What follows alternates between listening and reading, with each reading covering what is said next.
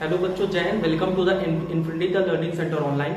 Last time हम लोगों ने पढ़ा था मैग्नीशियम ऑक्सीजन के साथ रिएक्ट करके मैग्नीशियम ऑक्साइड का फॉर्मेशन करता है। हम लोगों ने एक मैग्नीशियम रिबन लिया था, उसको जलाया था और मैग्नीशियम जलता है वाइट डैजलिंग फ्लेम के साथ। ये वाला क्वेश्चन एग्जाम में पूछा जाता है। मैग्नीशियम ऑक्सीजन के साथ रिएक्ट करके मैग्नीशियम ऑक्साइड बनाता है। और यहाँ पे कल हम लोग लास्ट टाइम पढ़े थे, क्योंकि कुछ प्रॉब्लम की वजह से वीडियो पूरी नहीं अपलोड होने पाई थी। आज हम लोग आगे की बात करेंगे। थोड़ा सा हम लोग लास्ट तक थोड़ा देख लेते, इसके बाद फिर आगे की बात करेंगे। हम लोगों ने लास्ट टाइम क्या पढ़ा था? मैग्नीशियम प्लस ऑक्सीजन किस चीज का फॉर्मेशन होता है? मैग्नीशियम ऑक्साइड का फॉर्मेशन होता है। रिएक्शन को बैलेंस करने के लिए यहाँ पे 2 लगा देंगे, यहाँ पे 2 लगा देंगे, यहाँ मैग्नीशियम ऑक्साइड बन गया। तो magnesium plus oxygen magnesium oxide का फॉर्मेशन हो गया। अब इस मैग्नीशियम ऑक्साइड को अगर हम पानी पे घोल देंगे तो मैग्नीशियम हाइड्रोक्साइड बन जाएगा। ध्यान से देखो आगे, यहाँ पे अगर हम मैग्नीशियम ऑक्साइड है, अगर हम इसको पानी में डिसॉल्व कर देंगे तो किसका फॉर्मेशन होगा? मैग्नीशियम हाइड्रोक्साइड, यानी MgOH का होल ट्वाइस। तो मैग्नीशियम ऑक्साइड प्लस वाटर किसका फॉर्मेशन हुआ? मैग्नीशियम हाइड्रोक्साइड का। और ये जो मैग्नीशियम हाइड्रोक्साइड होता है ना, it act as a anti acid. It act as a anti acid. Anti acid, anti acid क्या होता है? एंटी एसिड का मतलब होता है it is a mild base. It is a mild base which neutralize the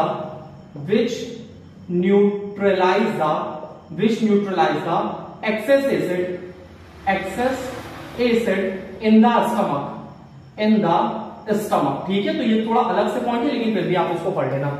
यहाँ पे हम लोगों ने लास्ट टाइम पढ़ा था मैग्नीशियम को रिएक्ट करवाते हैं ऑक्सीजन के साथ, मैग्नीशियम ऑक्साइड का फॉर्मेशन होता है। इसके बाद मैग्नीशियम ऑक्साइड को अगर आप वाटर में डिसॉल्व करोगे, किसका फॉर्मेशन होगा? मैग्नीशियम हाइड्रोक्साइड का। ये जो मैग्नीशियम हाइड्रोक्साइड होता है, ये कैसे काम करता है? ये काम करता है एंटी एसिड की तरह। एंटी एसिड क्या होता है? एंटी एसिड एक मिल्ड बेस होता है, जिसका काम क्या होता है? Which neutralize the excess acid in the stomach. Anti acid का काम होता है जो भी एक्स्ट्रा एसिड है उसको हमारे जो बॉडी है, हमारे पेट में, उसको न्यूट्रलाइज कर देना। यहां तक चीजें क्लियर है। यहां से आपकी एक्टिविटी 1.1 कंप्लीट हो गई। अब हम लोग अगली एक्टिविटी में चलेंगे, एक्टिविटी 1.2।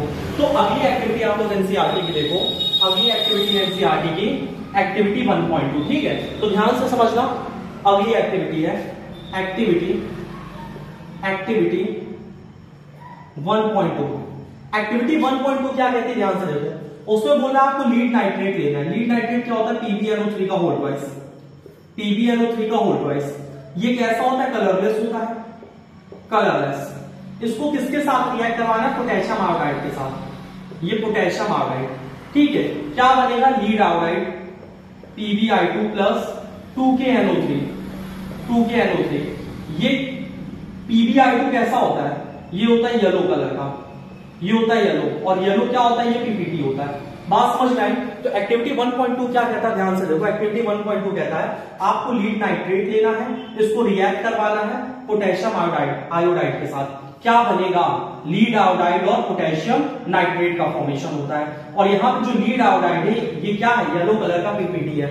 आपके एग्जाम में क्या क्वेश्चन पूछा जाएगा? आपके एग्जाम में सीधा सा क्वेश्चन आएगा, right the reaction in which the formation of yellow PPT अकर। यानी आपको एक ऐसी रिएक्शन लिखनी है जिसमें किसका फॉर्मेशन होता है? येलो PPT का फॉर्मेशन होता है। तो आप सिंपल सा क्या लिखोगे? लीड नाइट्रेट, इसको रिएक्ट करवा दो पोटेशियम आयोडाइड के साथ। क्या बनेगा? Lead iodide. और इसका कलर कैसा चेंज हो जाएगा? इस यहाँ पे कलर चेंज हो जाएगा येलो PPT का। तो यहाँ पे 2 चीजें हो रही है। सबसे पहले इसका स्टेट चेंज हो रहा है। स्टेट चेंज क्या हुआ? प्रिसिपिटेट का फॉर्मेशन हुआ, है ना। सबसे पहले इस रिएक्शन में क्या चेंज हुआ? स्टेट। और दूसरा चीज क्या चेंज हुआ? कलर। स्टेट के साथ क्या चेंज हुआ? कलर चेंज हुआ। ठीक है, तो एक्टिविटी 1.2 में 2 चीजें चेंज होती है, स्टेट चेंज होता है, कलर चेंज होता है। अब बात आती है PPT क्या होता है या प्रिसिपिटेट क्या होता है। तो किसी भी रिएक्शन में जो सॉलिड सब्सटेंस नीचे बचता है उसको हम लोग प्रिसिपिटेट कहते हैं। जैसे यहाँ पे जो लीड आयोडाइड है, मान लो आपने ये रिएक्शन करवाई, इससे आपने lead nitrate plus potassium iodide 2 चीजें आपने डाल दिया। इसके बाद जो लीड आयोडाइड होगा, लीड आयोडाइड कहां पे रहेगा? लीड आयोडाइड यहाँ पे नीचे बैठ जाएगा। और ये कैसे बैठेगा? एक इनसोल्युबल सब्सटेंस की तरह बैठेगा, इनसोल्युबल सब्सटेंस की तरह। तो इस इनसोल्युबल सब्सटेंस को हम लोग क्या बोलेंगे? PPT बोलेंगे, या फिर इसको हम लोग क्या बोलेंगे? प्रेसिपिटेट बोलेंगे। ठीक है, तो ये हो गई आपकी एनसीईआरटी की एक्टिविटी 1.2। इसके बाद अगले टॉपिक में हम लोग चलेंगे। अगला टॉपिक है एनसीईआरटी की एक्टिविटी 1.3। तो अगला टॉपिक है एनसीईआरटी की एक्टिविटी 1.3। एनसीईआरटी की एक्टिविटी 1.3 क्या कहती है? आपको जिंक को रिएक्ट करवाना है HCl के साथ। या आप जिंक को रिएक्ट करवा दो H2SO4 के साथ। तो दो चीजें आपको करना है, जिंक को या तो हाइड्रोक्लोरिक एसिड के साथ रिएक्ट करवाओ या जिंक को सल्फ्यूरिक एसिड के साथ रिएक्ट करवाओ। जब आप जिंक को HCl के साथ रिएक्ट करवाओगे तो क्या बनेगा, ZnCl2 प्लस H2। यहां पे दो चीजें हो रही हैं, सबसे पहला evolution of gas, evolution of gas, और कौन सी गैस रिलीज हो रही है, हाइड्रोजन गैस। दूसरा एक चीज और हो रहा है यहाँ पे, ठीक, एवोल्यूशन ऑफ गैस के साथ साथ change in temperature, change in temperature, change in temperature यानी टेम्परेचर चेंज हो रहा है। तो यहाँ दो चीज हो रही है, पहला एवोल्यूशन ऑफ गैस, दूसरा change in temperature. Evolution of gas में कौन सी गैस बाहर निकली, हाइड्रोजन गैस। और change in temperature, change in temperature कैसी हुआ यहाँ पे, जब जिंक रिएक्ट करता है HCl के साथ तो बनता है ZnCl2 प्लस H2। और ये रिएक्शन कैसी होती है, ये रिएक्शन होती है आपकी एक्सोथर्मिक रिएक्शन। और एक्सोथर्मिक रिएक्शन क्या होती है, the reaction in which heat is released. ऐसी रिएक्शन को हम लोग एक्सोथर्मिक रिएक्शन कहते हैं, ठीक है। तो यहाँ पे जो ZnCl2 प्लस H2 बना, ये रिएक्शन कौन सी है, एक्सोथर्मिक रिएक्शन। एक्सोथर्मिक रिएक्शन क्या होती है, the reaction in which heat is released, ऐसी रिएक्शन जिसमें क्या रिलीज होता है, हीट रिलीज होती है, ऐसी रिएक्शन को हम लोग एक्सोथर्मिक कहते हैं। तो Zn प्लस HCl क्या बन गया, ZnCl2 प्लस H2। इसके बाद दूसरी रिएक्शन देखो, Zn प्लस H2SO4 क्या बनेगा, ZnSO4 प्लस H2, ठीक है। Zn प्लस H2SO4 क्या बन गया, ZnSO4 प्लस H2। तो ये आपकी कौन सी एक्टिविटी एनसीईआरटी की, एक्टिविटी 1.3। और एक्टिविटी 1.3 कहती है कि जब आप जिंक को HCl से रिएक्ट करवाओगे या आप जिंक को H2SO4 से रिएक्ट करवाओगे तो क्या होगा। तो इसमें क्या होगा, एक तो सॉल्ट बनेगा ZnSO4 या फिर ZnCl2, इसके साथ क्या रिलीज होता है, हाइड्रोजन गैस रिलीज होती है, ठीक है। यानी कि इवोल्यूशन ऑफ गैस हुआ और चेंज इन टेम्परेचर हुआ। इसके बाद एनसीईआरटी अगला पॉइंट कहती है कि हमको कैसे पता चलता है कि केमिकल रिएक्शन हुआ, या फिर जब भी केमिकल रिएक्शन होता है तो उसमें क्या क्या चेंजेस होते हैं। तो अगला टॉपिक क्या है, what are the changes occur after the chemical reaction, chemical reaction के बाद क्या क्या चेंजेस होते हैं। तो कुछ चेंजेस होते हैं जो एनसीईआरटी 4 पॉइंट लिखती है, लेकिन हम लोगों को 5 पॉइंट पढ़ना है। सबसे पहला होता है change in state, change in state, ठीक है। दूसरा क्या होता है, change in temperature, change in temperature, change in state, change in temperature. तीसरा change in colour, change in colour. इसके साथ साथ में चौथा evolution of gas, evolution of gas यानी गैस रिलीज होगी। और पांचवा होता है formation of PPT, formation of precipitate, तो प्रेसिपिटेट का फॉर्मेशन होता है। तो जब भी केमिकल रिएक्शन होती है तो हमको कुछ चीजें दिखती हैं, क्या क्या दिखता है, पहला चेंज इन स्टेट, दूसरा चेंज इन टेम्परेचर, तीसरा चेंज इन कलर, चौथा एवोल्यूशन ऑफ गैस, पांचवा फॉर्मेशन ऑफ प्रेसिपिटेट, ठीक है। तो लास्ट टाइम हम लोगों ने क्या क्या पढ़ा था, एक बार हम लोग उसको भी रिवाइज कर लेते हैं, फिर हम लोग आगे की क्लास करते हैं, ठीक है। लास्ट टाइम हम लोगों ने पढ़ा था केमिकल रिएक्शन क्या होती है। तो द रिएक्शन, केमिकल रिएक्शन क्या होती है, the reaction in which new substance form with new properties is known as an chemical reaction.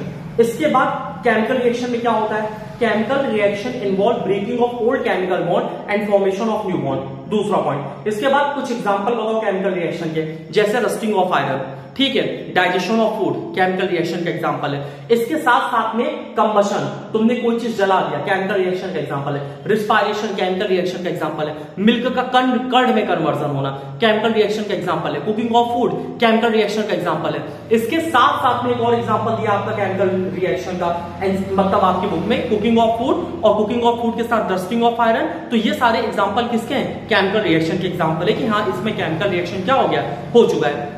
इसके बाद रस्टिंग के लिए क्या क्या कंडीशन चाहिए, ऑक्सीजन होना चाहिए, मॉइस्चर होना चाहिए, ठीक है ना। ऑक्सीजन और मॉइस्चर होना चाहिए तो रस्टिंग आसानी से हो जाएगी। इसके बाद एनसीईआरटी की एक्टिविटी 1.1 क्या कहती है, मैग्नीशियम को आपको सबसे पहले हीट करना है, यानी मैग्नीशियम को बर्न करना है। मैग्नीशियम को जब आप बर्न करोगे तो आपको एक चीज का ध्यान देना है कि उसको पहले क्लीन करना है। क्लीन क्यों करना है, to remove the covering of basic magnesium carbonate. इसके बाद जब आप मैग्नीशियम को हीट करोगे तो ऑक्सीजन के साथ कंबाइन करेगा, मैग्नीशियम ऑक्साइड बनाएगा। मैग्नीशियम का पहले फॉर्म कैसा रहता है, क्रिस्टलाइन फॉर्म। क्रिस्टलाइन फॉर्म से मैग्नीशियम किसमें कन्वर्ट हो जाता है, पाउडर में। उसका पहले कलर क्या रहता है, सिल्वरी व्हाइट कलर, बाद में उसका कलर क्या हो जाता है, व्हाइट कलर हो जाता है। तो magnesium plus oxygen magnesium oxide बन गया। मैग्नीशियम ऑक्साइड को पानी में घोल दोगे, मैग्नीशियम हाइड्रोक्साइड का फॉर्मेशन हो जाएगा। और जो मैग्नीशियम हाइड्रोक्साइड होता है it is a mild base, और मैग्नीशियम हाइड्रोक्साइड को मिल्क ऑफ मैग्नीज भी कहते हैं, और इसको हम लोग कैसे यूज करते हैं, एंटी एसिड की तरह। इसके बाद एक्टिविटी 1.2 क्या है आपका, lead nitrate plus potassium iodide, lead iodide plus potassium nitrate.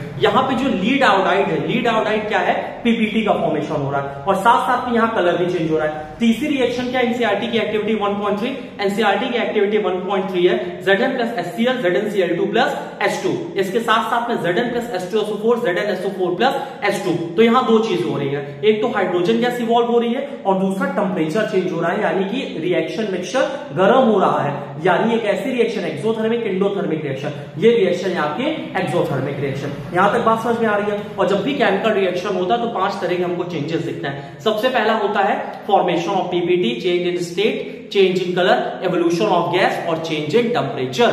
यहां तक में कोई प्रॉब्लम तो नहीं है, हम लोग धीरे धीरे से पढ़ेंगे। आपका स्कूल कुछ दिन में खुलने वाला है, हम लोग कोशिश करेंगे कि एक चैप्टर आपका केमिस्ट्री में टोटल कंप्लीट हो जाए, एक चैप्टर बायो में कंप्लीट हो जाए। फिर जब आपका स्कूल ओपन होगा यानी लाइव प्रोसेस और केमिकल रिएक्शन एंड इक्वेशन हम लोग यहाँ कंप्लीट कर लेंगे। इसके बाद जब आपका बाद में स्कूल खुलेगा तो स्कूल खुलने के टाइम पे हम लोग एसिड बेस एंड सॉल्ट से शुरुआत करेंगे और साथ साथ में उधर आपका कंट्रोल एंड कोऑर्डिनेशन चलेगा। आई होप आपको यहाँ तक चीजें समझ में आई होगी। आज के लिए इतना ही, तब तक के लिए जय हिंद।